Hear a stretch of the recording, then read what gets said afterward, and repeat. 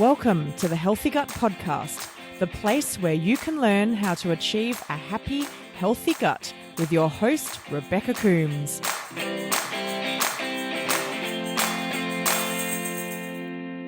In today's show, episode 5 of the Healthy Gut Podcast, I am joined by Natalie Cruttenden, who is a naturopath with over 20 years clinical experience, and she also spent a number of years working as a qualified nurse at the Royal Women's Hospital in Melbourne, Australia, which has proved invaluable to her naturopathic experience. She's had a lifelong interest in nutrition and has led her to a particular focus in digestive health, and she sees many people with SIBO, food intolerances and other gut-related issues. And she also works quite closely with patients with autoimmune issues, as well as athletes consulting for sports nutrition. Natalie was a person who I walked into her clinic nearly 2 years ago in just absolute frustration. I'd spent 10 years looking for an answer as to why I felt so sick. And for the most part, no one believed me, and I definitely didn't have any answers. And I sat down in the chair in her clinic and I said, I don't know what is wrong, but I feel really sick and I am at my wit's end. And she was the first person to say, I believe you. And not only did she believe me, but she also knew what was wrong with me. And not long after that, I was diagnosed with small intestinal bacterial overgrowth. And then, obviously I went through treatment and I have completely transformed my health since then. I literally credit Natalie for saving and changing my life, because I was in a pretty bad way by the time I ended up in her clinic. So today we talk about Natalie's approach to SIBO. Being a naturopath, she takes a natural approach to it. And we also talk about, obviously, why she's so interested in gut health and SIBO in particular. And she has a lot of success stories with her treatment. I am one of them, which is really exciting. So we talk around that, but also why she believes she's seeing an increase in patients coming through her clinic doors with disordered digestion. So I hope you enjoy today's episode 5 with Natalie Cruttenden. Today's guest is someone that has been absolutely life-changing for me, and I am so excited to have her on my show. Natalie, welcome to the Healthy Gut Podcast. Thank you so much. It's lovely to be here. Thanks for having me. My pleasure, and I am thrilled to have you on the show, because really none of this would have happened if it wasn't for me stumbling across you one night in desperation when I was, on Google desperately searching for answers as to why I felt sick. So really, we can blame you for all of this, everything that I've done since then. Well, it's pretty amazing, isn't it? I mean, from our first meeting, who would have thought that, 2 or is it 3 cookbooks later and podcasts and whatnot, we'd be having a chat on your podcast. It's pretty amazing, actually. It is amazing. And so for my listeners, Natalie Cruttenden is the naturopath who treated me. And I really credit Natalie for being the person that has completely transformed my life. She's been there with me. She's been going on this crazy journey of mine. And life wouldn't be as good as it is today if it wasn't for Natalie's support and help. And one of the greatest things that Natalie did for me right at the outset was that she said she believed me. When I turned up and said, I feel sick and I don't know what's wrong, she believed me. And that was probably such a turning point in my journey to health, because for years I'd been told it was all in my head, or that I just had IBS and I had to deal with it. So this is my opportunity, Natalie, to say such a heartfelt thank you for everything you've done so far for my health journey. So it's great to have you on the show today. Yeah, well, thank you so much. And I have to say, Rebecca, as for all of us naturopaths, we can give guidance, but it's really up to the person, the individual, to take that guidance on board and make it happen. So as grateful as I am for your very kind words, it's really all comes back to you and taking it on board and getting it done. So good on you. Thank you. So I'd love for us to talk a bit about your journey to becoming such a well-known practitioner in Melbourne for gut health and digestive disorders, and really how you ended up here, how you ended up to be this naturopath with such great skills when it comes to helping us with IBS and various digestive disorders. Okay, well, I think having a lot of experience really helps. So although it makes me feel a little old, knowing that I've been practicing for 20 years, you just sort of gather this experience along the way. You get to see patterns in people's presentation. So when I started out in naturopathy, we didn't know what SIBO was. Obviously, we didn't know much about gut health at all, except that naturopaths have always known that the health of the gut is central to health of the entire body. So it's great that those gaps have been filled in over the years.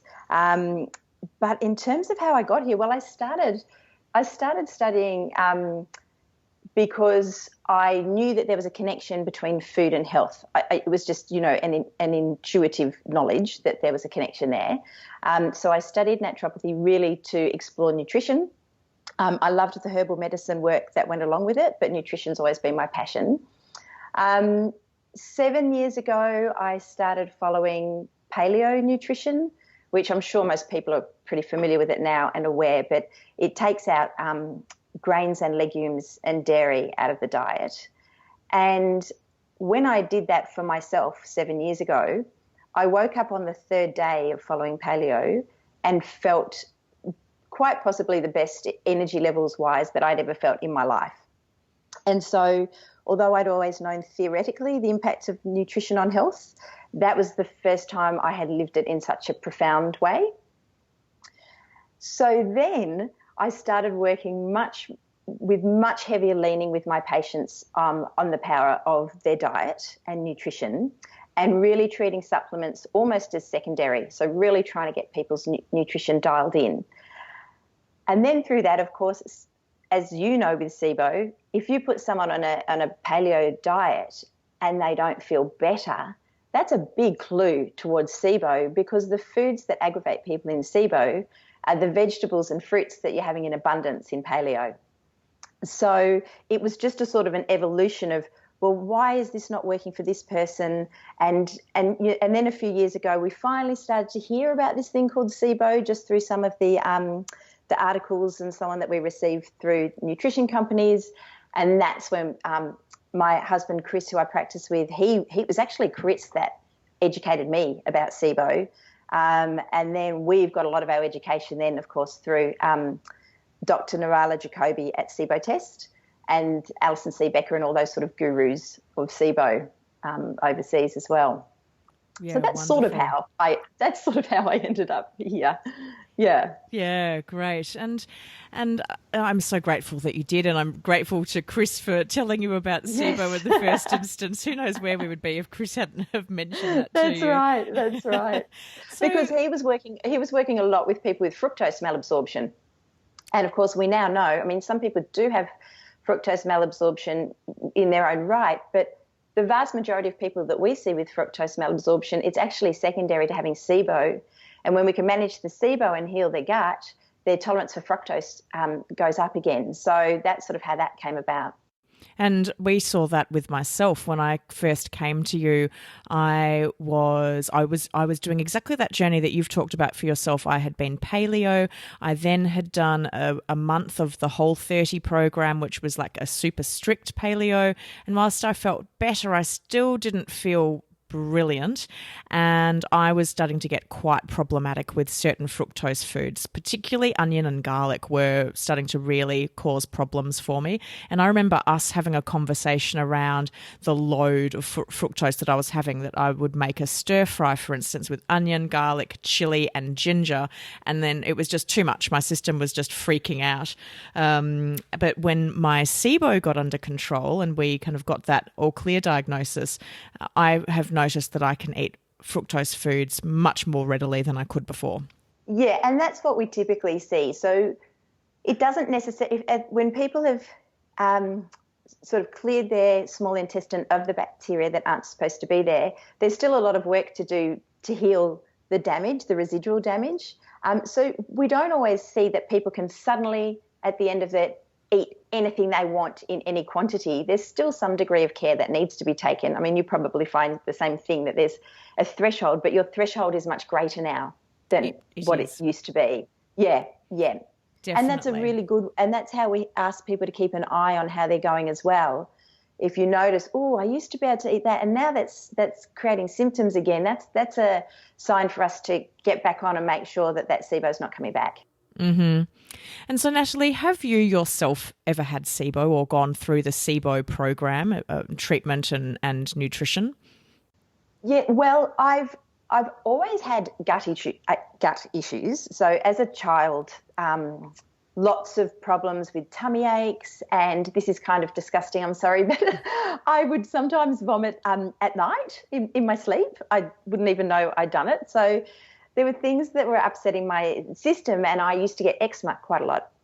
And in fact, I could probably credit our doctor. I grew up in Canberra. His name was Dr. Barraclough. I have no idea where he's at now, but when I was about 10 years old, he was the first person who ever spoke about the food that you eat and how it might affect your health. And so even though I look back now and what he recommended actually wasn't ideal for me, but he planted that seed, and he also gave me a list of the ingredients in ice cream, because I used to eat ice cream after dinner, and I was horrified at the solvents and all the things that were in there. But anyway, that's as an aside. So gut issues had always been a problem for me and manifesting in my skin. When I started exploring SIBO and also understanding that all those patients that were coming to see me with irritable bowel syndrome, that it was most likely that they had SIBO, and that was so incredibly exciting, because before then IBS was a management issue rather than something you could hope to overcome. So I did the SIBO test. My main motivation was to experience the test, because if I'm going to ask my patients to do something, I need to have a really thorough understanding of what it is that I'm asking them to do. So I did do the test, and it was a great experience actually to do it, because I found it incredibly disconcerting to do a sample that you can't see. So I'm not sure if you had that same experience, that every time you blew into one of the vials, you look at it and you think, did I do it right? That's Is so it true. in there? Or because, you do a urine test, you can see the urine, you do a blood test, you can see the blood. But anyway, so it was very good to do that. My levels came back borderline positive. So they really weren't. I mean, I'd look at them now, and if it were another patient and I'd see them, I'd say, look, this might be contributing a little, but there is something else going on. This isn't the causative, probably not the causative agent for your gut symptoms. So, but I followed the diet for a couple of weeks, and that was also invaluable as a practitioner, because even though I was eating paleo, so I was already used to not having the grains and so on, it's still a big change having to monitor the amount of vegetables, and I do a lot of exercise. I was quite hungry. So it was good for me to know what it felt like, so that I think that's easier when I talk to my patients now about what they're going through with it. And I agree with you. I was paleo before, and I found it, even though I was quite strict, it was still quite a significant move forward in terms of what I could no longer eat that I had previously eaten under the paleo banner. Yeah, absolutely. And because a lot of it, the vegetables are foods that for those of us who are health conscious, we want to have them. They're full of nutrients and fibers and all those things. So it feels very strange to be restricting what we've always been told is very good for us. It is. So that's a bit of a psychological leap as well. Yeah. And of course, when I was doing it, there were no SIBO cookbooks. Up until how long ago was it? 2 years ago, there were no SIBO cookbooks. So that was harder then. It's much easier now that people have those resources, much easier. And it's funny, when I was going through my treatment, I remember one of the first questions I asked you when the SIBO test came back positive, and I was sitting in your clinic and you were saying, right, it's positive and this is now going to be your life for a little while. And one of my first questions was, well, what cookbooks are there? What resources are there? And you said, well, there aren't really any, not following Dr. Narala Jacoby's SIBO protocol anyway. So off I went thinking, oh, Well, that's crazy. How are there no cookbooks out there in the world? I think I better document what I write and what I eat. And I remember coming to you when I was starting to look like things were getting really good again, and saying to you, I've got this idea. Why don't I put together an ebook for your patients, and you can use that for your other patients who have SIBO. That was really my first thought around how I could help people, and it's really kind of grown and escalated and gone, incredibly crazy since then. Absolutely. And that was just music to my ears, as you can imagine. I mean, every practitioner wants to be able to give their patients resources, but we don't always have the time or the energy or the motivation to create the resources. So you said that, and I said, yes, please, that would be great. Definitely. I want to talk a little bit more about our story, our journey together, because I think it's important to share the importance of finding a practitioner or practitioners that can work with you for those people that are listening to the podcast, especially because I went through years and years of going to my normal doctor or doctors for wherever I lived, and I lived both here and in the UK when I realised things weren't going great for me. And I just kept getting, brick walls. People would say either you've just got IBS or, do you really have these problems? Are you perhaps a little bit of a hypochondriac? And so I kept looking, and I think that's an important thing for people to take away from this podcast is keep looking until you find that practitioner, because they are out there. Sometimes they just take a little while to find. Yeah, absolutely. Yeah, sorry, keep going. Yeah. No, and just the importance of then when you find a practitioner that you work with them, they're like you're a team, really. And I don't know if that's how you see it, but I see it like that you're part of my health and wellness team and you're part of my journey. Absolutely. And I'm always encouraging my patients to create a team around them, because health obviously is multidimensional. So I can't fill everyone's needs. And yes, the patients of mine who have the greatest success are the people who reach out, get a great team around them, and keep those lines of communication really open, because the only time it gets really awkward is if you're, say, seeing two practitioners of the same in the same field at the same time. That can get tricky. So if you're trying to be under the care of two naturopaths who are saying to do different things, that's complicated. But if you've got your acupuncturist, your psychologist, your personal trainer, and all of those, that's a fantastic way to approach your health. Definitely. Yeah. And I look at my health and wellness team, and I have you as my naturopath. I have a personal trainer who keeps me accountable for actually moving my body and strengthening my body. I also see a psychologist who's helping me with the mental side of getting well again, because after a lifetime of chronic illness, I realized that I was perhaps not as well as I could mentally when I thought about my outlook and my just my positivity perhaps towards being a well person rather than identifying as a sick person. And it's almost like I treat my health team like I would a business team. And I have my own businesses, and I seek out support of people that are qualified and experts in their field. So I work with a graphic designer, I have a business coach, I work with digital marketing people, and they're all experts in what they do. I don't ever try to know everything I can about their fields. And I take the same approach with health, that I go and seek out these people that are really good at what they do, and I can kind of glean information off them to help me on my journey. Yeah, and I think that's such a smart way to do it. And I often have patients who are incredibly well educated. So people will come and see me and they've read an awful lot about SIBO. They know about all the different treatments, yet because it's not their area of expertise, often what they just need is some guidance. So they've got the information but don't quite know what order to do things in, or, and I agree. I think it's really smart to have some people guiding you at the same time, you can be incredibly well educated about what you're doing. And I think that there's so much information out there, and it's growing every day, it seems, around gut health and SIBO and other disorders of the digestive system, that it can get quite overwhelming. And particularly for those of us, and I've been guilty of this, that you can spend hours and hours in some of these support groups online, which are great, but often you can get quite conflicting information from them because somebody is talking about one piece of research that they've read or an idea or a suggestion that they've heard, and then someone's talking about something else, and you can be left in the middle thinking, I just don't know what to do for myself. Absolutely. And I think it's partly because there is some conflicting information because it's a relatively new area. There's a lot of studies going on. It's a very exciting area. But it means that it's evolving quite quickly. But the other thing is nutrition is so individualized. So it's not just individualized to you, but also to you depending on where you're at how far along the healing path you've gone. So it will change as well. So just because one person can manage one style of diet or one sorts of foods doesn't mean you can, but it doesn't mean that you never can.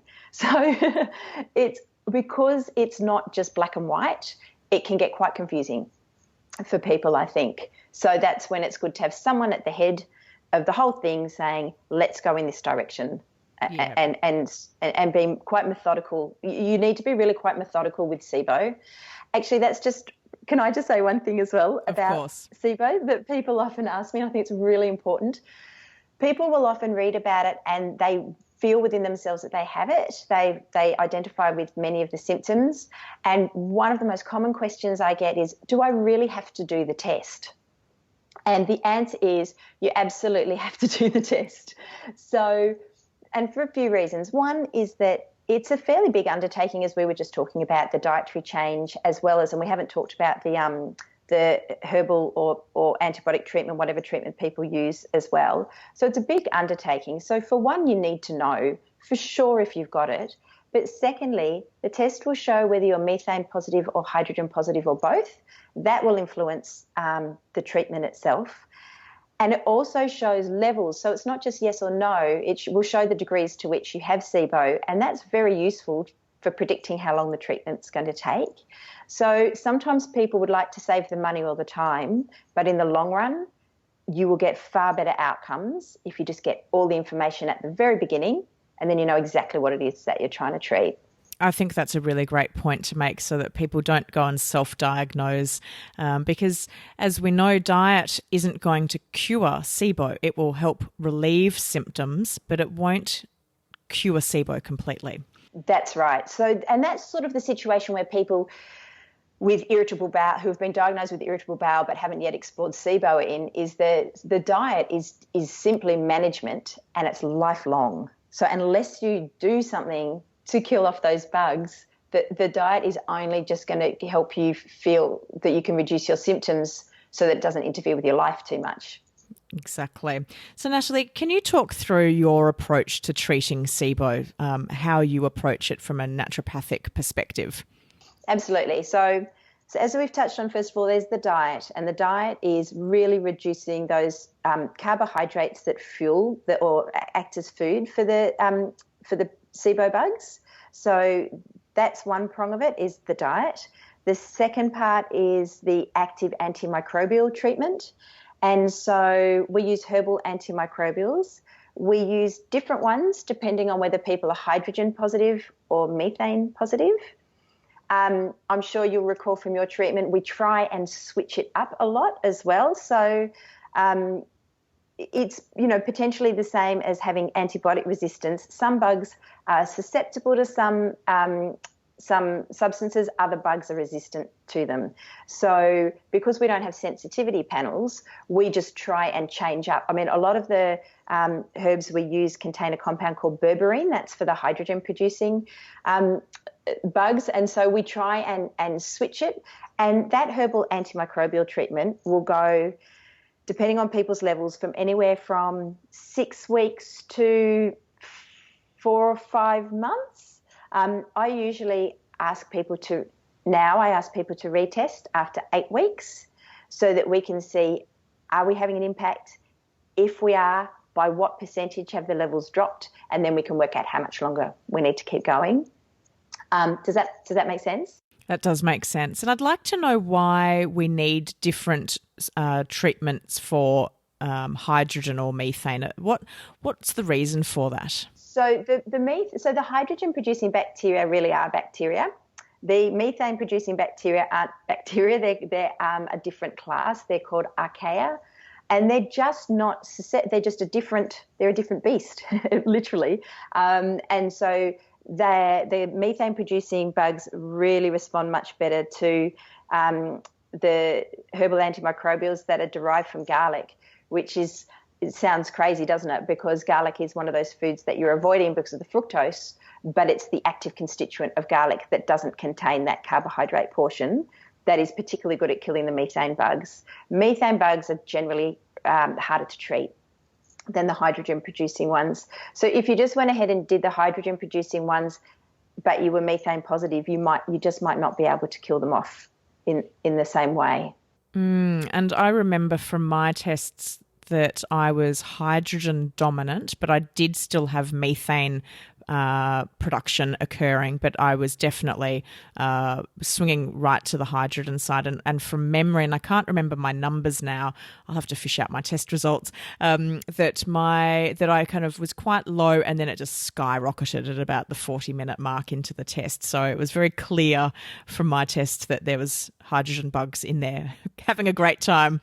Absolutely. And and often we see that there's not a lot of interpretation needed in a lot of these tests. They're just off the charts, and so that's why that follow-up test at 8 weeks is so important, because if you leave it much longer than 8 weeks, then so you need to check in that your protocol's working, I guess is what I'm trying to say, which is another reason that it's really important to test in the first place, so that you can go back, you can make sure you're making the progress that you need to, because if there's resistance going on, you need to then have another look at how to approach it and what you're doing. I was going to say, what do you do if someone presents with IBS-type symptoms that are also classically associated with SIBO? You do a test with them, but it comes back either borderline or it's not showing SIBO at all. What's your approach to them? Well, so that's when you need to have taken a really good case history as well. So it might be more that you're thinking, well, if they've got more the autoimmune issues like Hashimoto's or psoriasis and things like that, or they might have a much more allergic predisposition, so they might present with eczema or asthma, then I'd be looking at different types of food intolerances. So whereas the SIBO and the FODMAP ones are to do with the carbohydrate portions of foods, you can also look at the people reacting to the protein portions of foods through, there's a finger prick test that tests for immunoglobulin type G, IgG antibodies. And so very often we find that that's actually what's going on, and that their gut is being aggravated by these different types of foods. We also use some stool sample testing, complete digestive stool analysis, which gives you a wealth of information about the function of that person's digestive tract. So whereas a colonoscopy, for example, will just be looking for structural change, these stool sample tests can also let you know their levels of good bacteria, whether there's any parasites, for example, how well the digestive enzymes are working, and so on. So we always try to look at the collection of symptoms and test for what we think is the most likely situation that's going on. But if it comes back negative, then we look further afield. However, there are a couple of different types of SIBO tests you can do as well. We usually use lactulose as the sugar to challenge the body to see whether people are producing the gases. If we were really, really, really convinced that someone had SIBO and their lactulose test came back negative, you can use glucose testing as well. It's highly accurate, but for a shorter period of time, so it can catch some cases of SIBO but miss others. So sometimes we would do that as well if we really felt like that's what was going on. And when you say for a shorter period of time, what do you mean by that? So it's absorbed quite rapidly in the body. So it will only show SIBO early on, higher up in the small intestine. Oh, okay, right. So we've talked about, obviously, your first steps are that you test them, and we've talked about if they come back positive or if they're a bit borderline, and then you retest them. What else do you do in your treatment of people with SIBO? So we've got the dietary modification, we've got the active antimicrobials, so we're really trying to kill off those bugs. But then the big area that needs to be addressed is to prevent SIBO from recurring. Because SIBO has, if it's not managed correctly, has a very, very high rate of recurrence. So as you know, there is this process that happens in your small intestine. It's called the migratory motor complex, or the MMC, and it's like a wave. It's a wave that happens about every 90 minutes, and you can think of it as like a broom sweeping out your small intestine. So it's pushing everything downward towards the large intestine and just keeping the house clean. The SIBO bugs interfere with the efficiency of that wave, and very often that wave is really not functioning well at all. So even if you manage to clear out all the bugs, if you don't reestablish that wave, they literally just migrate up again. So there are different ways, different herbs or formulas that can be used, but from very early in the piece, for me, it's usually within 2 or 3 weeks of active antimicrobial treatment. I will then start the person with these supplements to help promote the MMC, and often we ask people to stay on them for 12 months, so well after the active treatment is finished. And I have to say, because we're so fortunate that when we started working with SIBO, this was already people already knew about this. We've just done it from the outset, so we don't find that we have a very high recurrence rate of SIBO amongst our patients, but we would if we didn't do that. Definitely. And I know myself, I stayed on the prokinetic.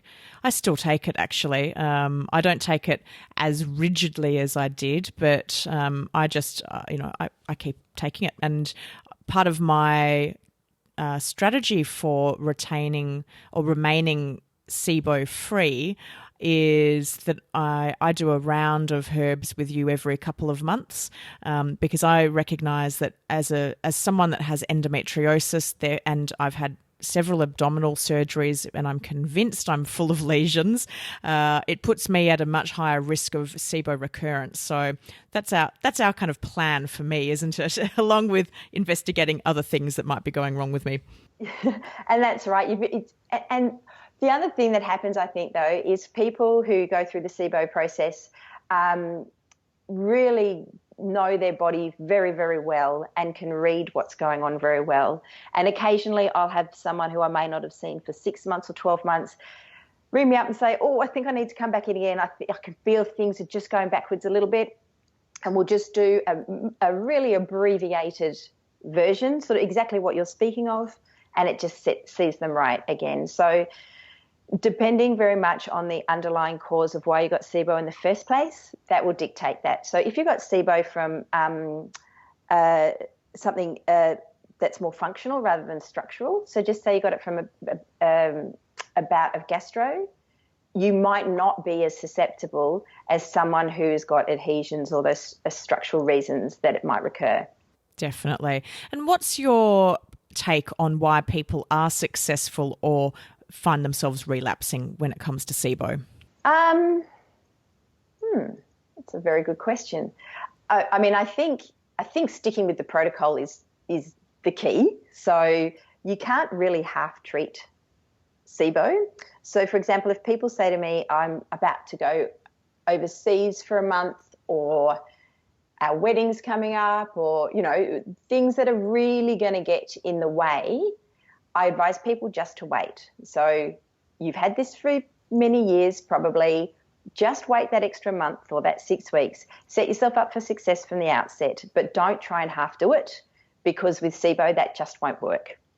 So you really need to have your head around what you're doing, get all the resources, make sure you're okay with the foods, and really, really commit to it. And there's one thing actually that you said to me, Rebecca, that I have shared with a lot of my patients actually, because it really had a great impact on me, was when you talked about switching your mindset from when you were looking at your food, the plate of food you could have, and instead of looking at it from a place of what you were missing out on and what wasn't on your plate, you switched to looking at it in terms of being grateful for the beautiful fresh food that you were able to eat that was going to help you heal your body.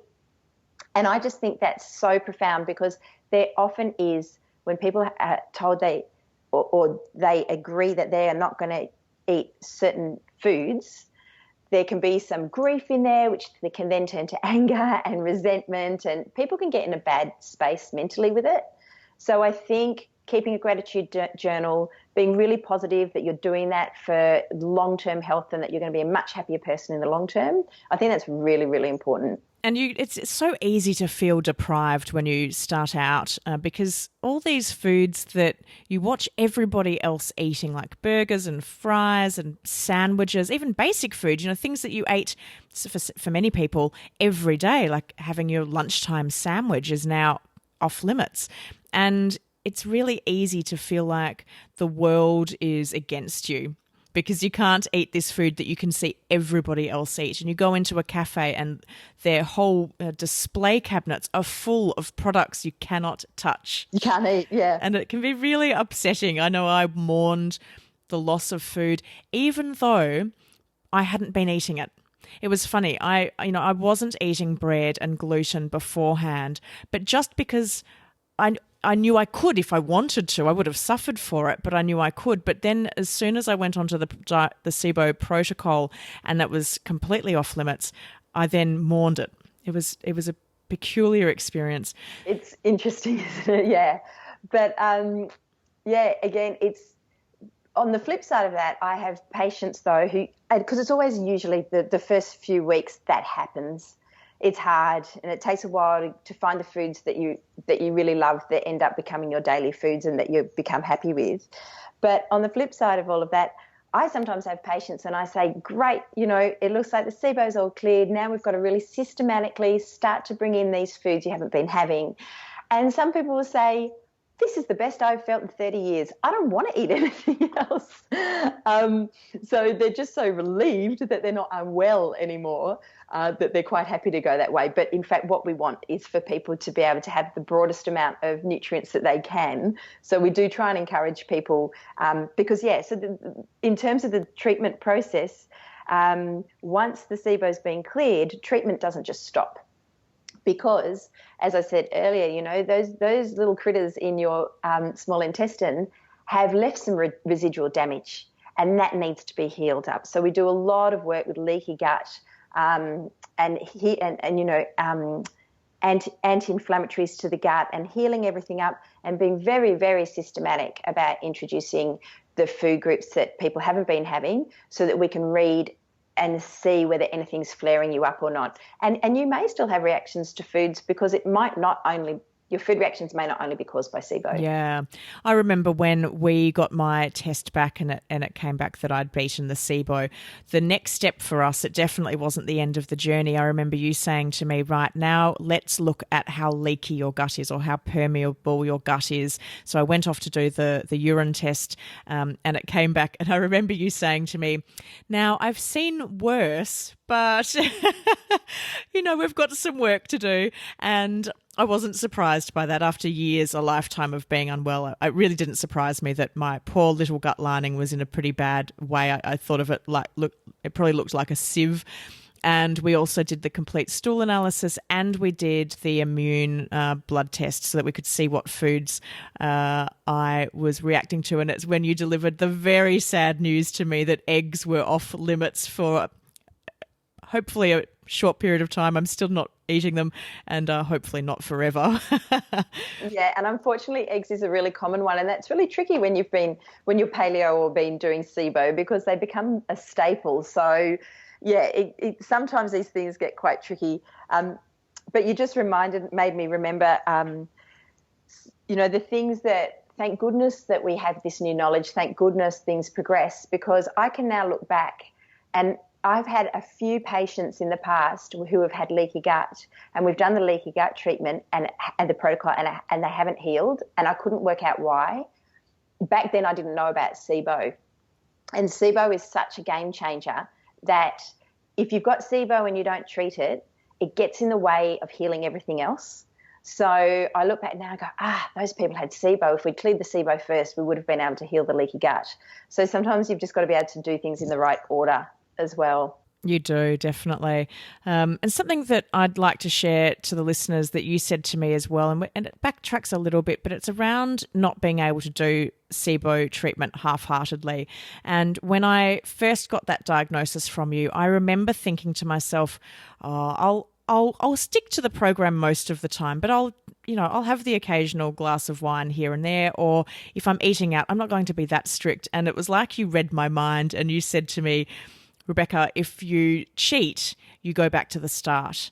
And I was asking you, how do I beat this as quickly as possible? I finally had an answer as to why I felt sick, and I wanted to know what did I have to do to get rid of it quickly. I didn't want to suffer any longer.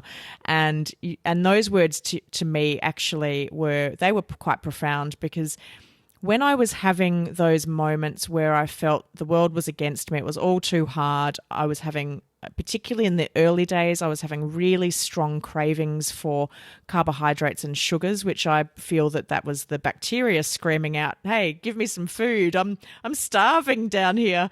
And every time I felt like that, your words would come into my head and I would think, I'm not going back to the start. I'm not starting this treatment again from the beginning. I want to get rid of this as quickly as possible. And that kept me strong. So I thank you for saying that to me. Yeah, that's a pleasure. And it's not something I actually like to say. So, people who come to see me for weight loss, for example, I will say to them, I actually want you to break away from being quite strict at least once a week, because I want you to still enjoy the social aspects of food, or, the cultural aspects of food, all those other things.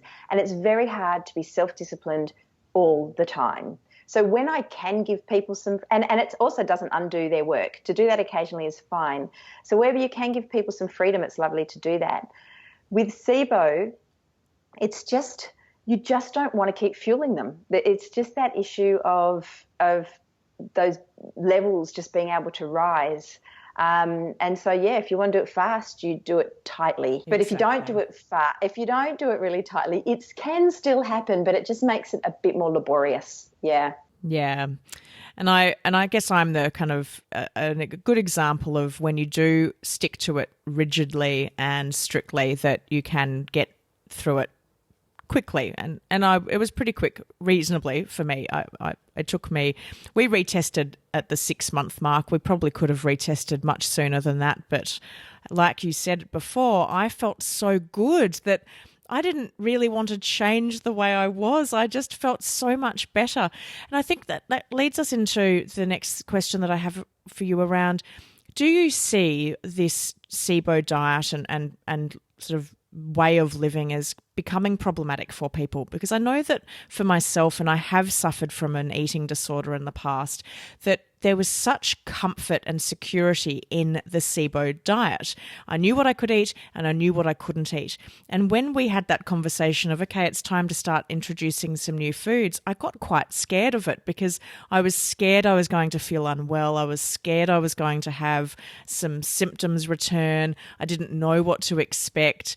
Do you see that in your practice with other patients? Definitely. So at the beginning, people are saying, I can't wait until, I get to the point where I can try, whatever it is that they're missing the most. By the time it gets to that point, the diet has become familiar, as you say. And so always dietary change can be, it takes some energy and some thought, and sometimes it's easier just to keep doing what you're doing. But I think we navigate it pretty well with our patients, because we work together to decide what order people want to reintroduce the foods. We encourage people to do it very, very slowly, and only one new food at a time, not just a new food group, but one new food, and no more quickly than every 4 days, because we really want to see if you can manage it. And then, of course, because there's that issue of threshold, you might be all right with some garlic in one meal, and you might be all right with, I don't know, what else is there? We'll just say some onion in the next meal. But if you have both of them together, are you going to be okay? So you just have to be really, really systematic about it. And people sometimes will just, at the end of the treatment, the test has come back clear, and then they go out and they'll have a pizza, which is got, the wheat, the dairy, the onion, the garlic, the whole shebang. And some people can get away with that, but some people will feel really dreadful, and then it makes them respect the process again in a way. It takes a week or two to get over it. They have to pull all the way back to our strict SIBO diet, wait until all the symptoms have completely resolved, and then slowly start to reintroduce again. So if you go a bit too crazy at the beginning, it can make the process even longer. So the self-discipline is required there, definitely. But, I mean, most people are by that point are feeling really so much better, so much more freedom in their life. They're not having to wear elastic waisted pants anymore. They're not needing to know where every public toilet is when they go out. Their body doesn't hurt as much. They've got more energy. The people are really quite self-motivated by that point and really willing to see the process through. Yeah, that's what I see with my patients. Yeah, and I know that I did have a little blowout when I first got the all clear, and then we slowly and I didn't feel great. I think I ate a burger, so I got everything in one go. But I remember I went to France. I had a trip planned to France, and I went over there, and I remember just the joy at being able to eat some, beautiful fresh French baguette with French butter and French cheese, and I didn't suffer, and it was wonderful because by that point my body was more willing or able to accept some of these foods again. And whilst I choose not to eat those foods on a regular basis, gosh, it was glorious being able to just enjoy my time in France and not worry about the bloating and for me the constipation and all of that comes with SIBO. So it was wonderful. Yeah, absolutely. And I also think you're really smart in what you're doing now, that you don't go back and start to then eat massive amounts of wheat again or massive amounts of dairy. Just, if you don't overburden your body with any single type of food, you're much less likely to react to it. Yeah. So it's smart to do those things occasionally. Yeah. I find that for me, I can tolerate wheat and gluten and dairy now. I don't have those symptoms that I once did. However, I just don't feel as wonderful as I do when I eat a good piece of protein with vegetables. I feel so much more energized from that food than I do if I have the occasional meal that's got gluten or dairy in it. So, for instance, if I have a pizza with friends these days, which it's nice to be able to do things socially that I was limited at doing for a while, I just don't feel wonderful. It just doesn't make me feel like I've got the best nutrition going through my system. So I choose to just keep that food for special occasions. Yeah, and I'm exactly the same. I mean, I've been following paleo nutrition for 7 years, a little more loosely in the last few years than I was very strict initially. And I agree. I just find that when you take particularly the starchy grains, the pasta and bread and those things away, you end up replacing them with vegetables and proteins and good quality fats, and the food is just nicer. I mean, even though people grieve giving up those foods initially, most people end up preferring to limit them just because they feel better without them, and the food is, to have zucchini noodles on the base of a pasta sauce, I would take any day over having regular pasta. Some people might think I'm mad for that, but I just think it's so much nicer. Yeah, it is wonderful. So, Natalie, why do you think that we're ending up with SIBO? Do you think that SIBO is increasing or growing, or do you think it was always there and we just didn't know about it? I'm sure it was always there and we just didn't know. So there was a study a few years ago, I can't remember the exact figure, but I think it said close to 80% of people in that study who had irritable bowel syndrome, in fact, were positive for SIBO. And so you think about the millions of people that have IBS and we've been talking about IBS for decades. So I'm quite sure most of those people have had SIBO. I think, probably gut issues probably are more prevalent now than they used to be. I think mainly because we have a lot of non-food ingredients in our foods. So, just the different chemicals and additives and preservatives. And if people aren't cooking from scratch from home, I think our systems just get overloaded with with these chemicals that our bodies weren't really designed to process. So I think probably some gut things are on the increase, but by the same token, I just think we're much better at identifying now exactly what's going on. But unbelievably common. I mean, I'm sure if you know, in your experience, if you were chatting with people about what was going on, you would have so many people say, I get that, I feel like that, or my mum has that, or my sister has that. You know, it's very, very common. I'm yet to have a conversation with somebody whereby it's either it's not them or somebody else saying, that's me. Oh my gosh, that's me. Every single conversation I have with anybody, be it in a restaurant, be it with friends, be it at business meetings, anywhere, people are identifying with this. Yeah. And I mean, I don't know all the reasons why, because I'm just thinking now, you know, we see kids at our clinic with SIBO, 7- and 8-year-olds. You know, they haven't had abdominal surgery. Some of them have had gastro.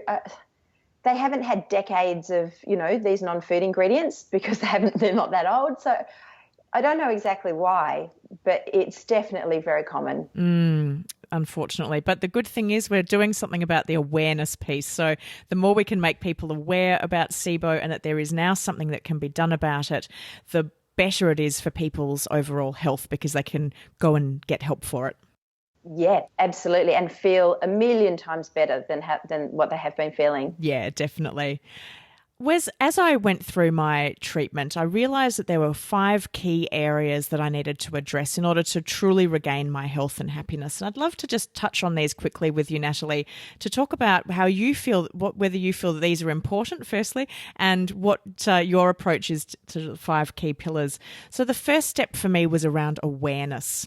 Needing to get aware of my body and the symptoms and my surroundings and just my treatment so that I could regain my health. How important do you believe awareness to be as a first step in health?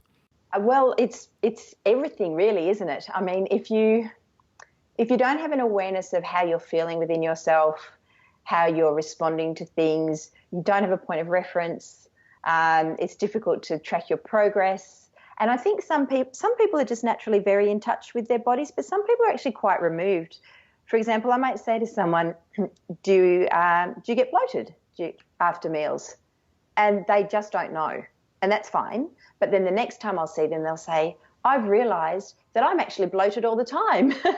I just hadn't paid attention to it. So, and I often ask people to keep a little diary with scores out of 10, scores for energy, scores for moods, scores for sleep quality, that kind of thing, just so that they can be, aware of where they're at, what's going on. What about nutrition? I know we've talked a reasonable amount about nutrition so far on this podcast. How important do you believe nutrition is to regaining your health?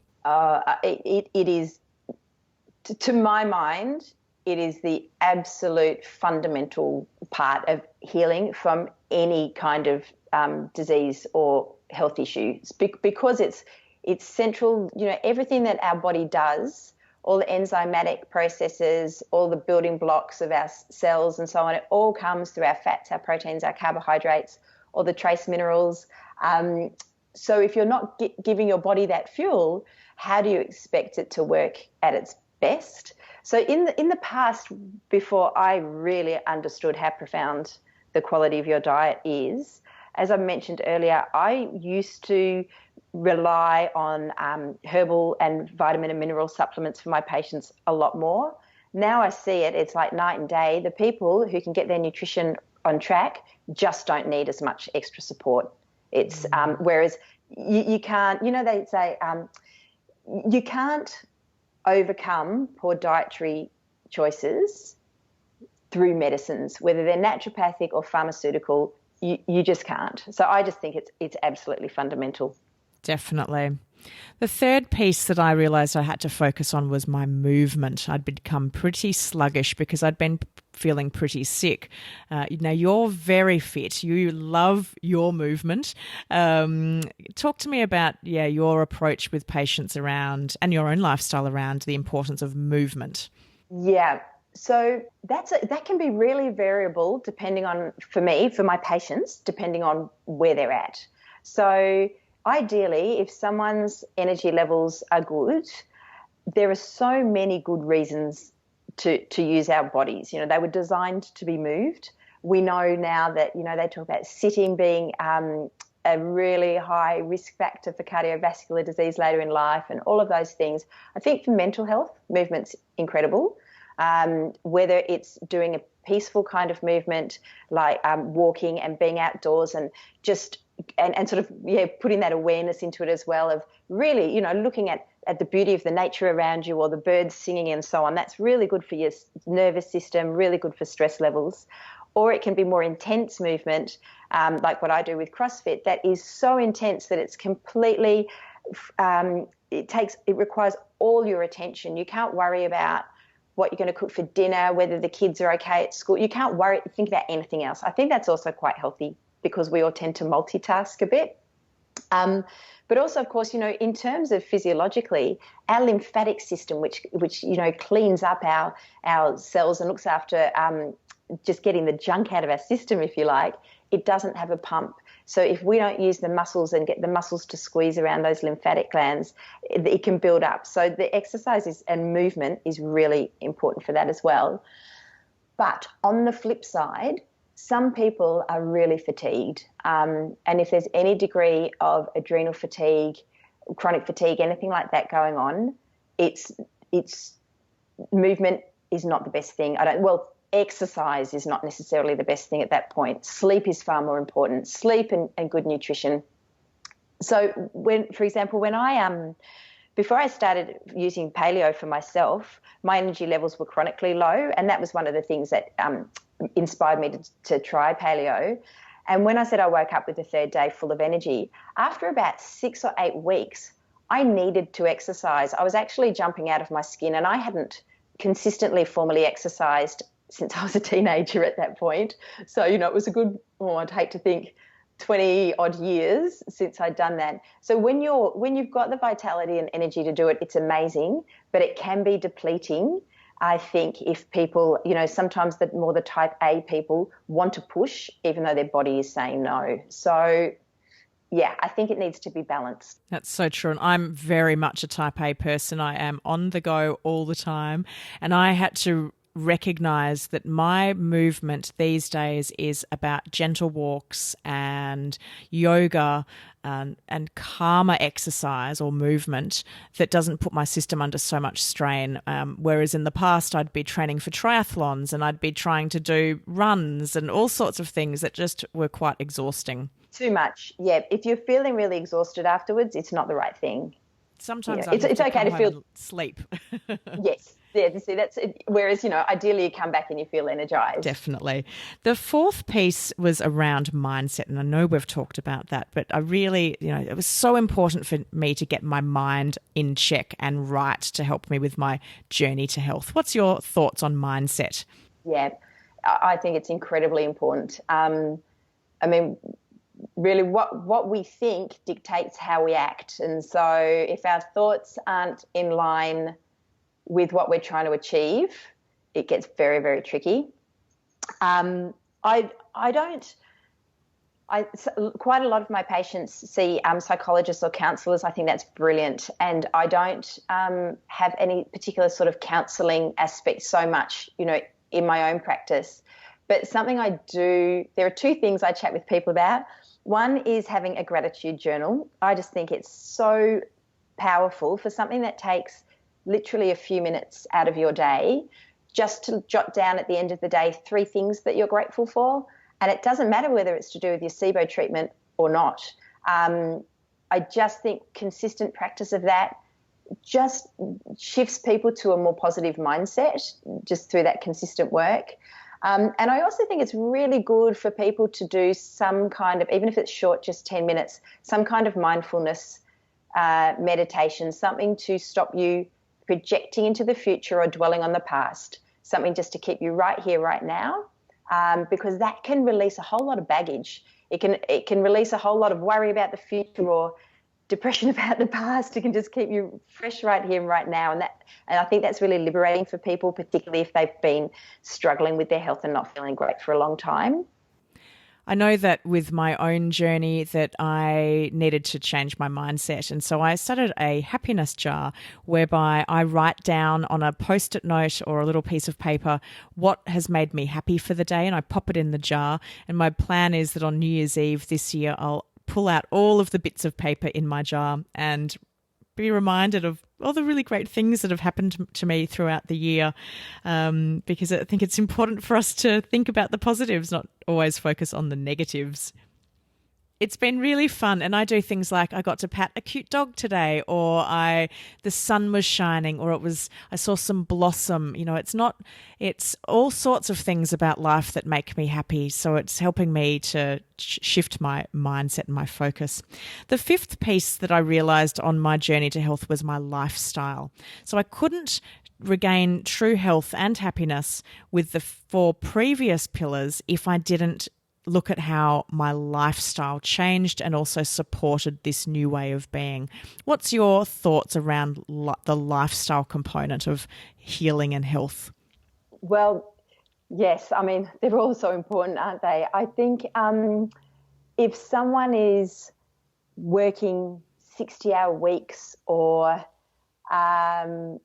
are in relationships where there's a lot of arguing, or there's all these other things outside of what we've already touched on, that if there's anything that's working as a stress against you rather than something supportive for you, then you really need to consider the worthiness of it. Or it can be even what we were saying before, are you getting up at 5 a.m. to go and train, do some exercise really hard for 2 hours before you start your 12-hour day? Is that really healthy? Is that really good for you? It might make you feel that you're in control, but it's probably undermining what you're trying to achieve. So is that the sort of thing you mean around lifestyle? I do, definitely, and also the sleep component falls into lifestyle. I have been notorious as a night owl, and it's a project of mine at the moment to get to bed before midnight. Now, sometimes I succeed, sometimes I fail, and I know you and I have talked about the differences. You're a morning person, I'm a night person, but I know that when I'm only getting 5 or 6 hours sleep regularly a night, I'm not giving myself the best opportunity to heal. That's right. And look, people do fine on different amounts of sleep. There's not necessarily one type, but people know within themselves whether what you're doing is nurturing to you or whether it's detracting. And if you can feel that it's perhaps not quite so good, then it's definitely worth addressing. Yeah, definitely. And I know that on 5 or 6 hours sleep, I'm not my best person. I'm not feeling wonderful. I do feel really good on 7 or 8 hours sleep. Yeah. And look, and it's one of those things that it is a process to change it. You can't just suddenly start going to bed at 10 o'clock every night and expect that you're going to fall asleep in the first 10 minutes. And, you've got to have strategies. And one of the best strategies is to have a morning walk. It really helps re-establish your diurnal rhythms for day and night. So even if your morning is quite a late morning compared with a morning person, get out there, get the sunlight on you, or the daylight, I should say, in Melbourne rather than sunlight. But yeah, those things are very important. Wonderful. Thank you so much for coming on the show today, Natalie. I have just loved chatting to you. And, as I said at the start, none of this would have happened if it hadn't have been for me turning up in your clinic at the beginning of, it was the end of 2014 that I first started to come and see you. So it's been a crazy ride. And thank you so much for all of your support and being there for me. It's an absolute pleasure. And thank you so much for having me here today. It's been really fun. I've enjoyed it. It's been great. So what's next for you? We'll finish on, what's next and how people can find you if they'd like to know more about the treatment that you provide here in Melbourne, Australia. Sure. So if people want to be in touch, probably our website is the best place to start. So that is resonancetherapy.com.au. We have a Facebook page, Resonance Therapy. Or emailing at info@resonancetherapy.com.au. And I'm always so happy to return people's inquiries, and we can just take it from there depending on what's going on. Wonderful. And those links are in the show notes below so that people can make contact with you very easily. Thanks, Natalie. It's been an absolute pleasure. I look forward to seeing you in person very soon. That'll be lovely. Thank you, Rebecca. Thanks. Bye. Bye. That was the wonderful Natalie Cruttenden on episode 5 of the Healthy Gut podcast, talking all about SIBO and naturopathy. If you would like to get access to the show notes from today's episode, head to thehealthygut.co/naturopath. And that's where we post the show notes and links, and that's a great place that you can go and get more information. Now, I absolutely love hearing your feedback, so it would be wonderful if you could go into iTunes and leave us a rating and review. And it also helps other people find the podcast. If people are rating it and reviewing it and talking about it, other people just like you who are looking for help when it comes to their digestive issues may be able to find the podcast a little easier. And if you know somebody that you think that this could be helpful for, or that they've complained about having digestive issues, it would be wonderful if you could share it with your friends and family member. So leave us a review and a rating on iTunes, because it really does help spread the message about SIBO and gut health. If you would like to connect with us outside of the podcast, you can find us on Facebook, Instagram, Twitter, YouTube and Pinterest. Just look for The Healthy Gut. Now, coming up on episode 6 of the Healthy Gut podcast, we have the incredible Katie Caldwell. Now, Katie and I connected through the SIBO discussion and support group, which is a Facebook page, and she's now an administrator of that page. Katie has had the most incredible journey towards health now. She has experienced all sorts of conditions. So she's had SIBO, H. pylori, Hashimoto's, and more recently she was diagnosed with ovarian cancer. She's a blogger. She's got an incredible blog, which I just love. She's got a wonderful writing style. But she's also a social worker and activist in Honolulu, Hawaii. So I just urge you to tune in to episode 6 of the Healthy Gut podcast, because we talk about Katie's journey to health and what she's learnt about herself with all of these highs and lows that come with having multiple health conditions. She just shares some incredible advice that anyone that is working or dealing with a chronic illness will just find so valuable. So I do look forward to sharing episode 6 with you, which is coming up soon. You've been listening to the Healthy Gut podcast with Rebecca Coombs. To learn more about the Healthy Gut or the podcast, head to thehealthygut.co/podcast. If you would like to help support the continuation of this podcast, you can make a contribution at thehealthygut.co/podcast. With thanks to Julian Pryor from J Podcaster for the production and editing of this podcast. To learn more, head to jpodcaster.com. We would also like to thank Belinda Coombs for the original music score. To hear more of Belinda's music, head to soundcloud.com/Belinda Coombs. The Healthy Gut podcast is a production of The Healthy Gut.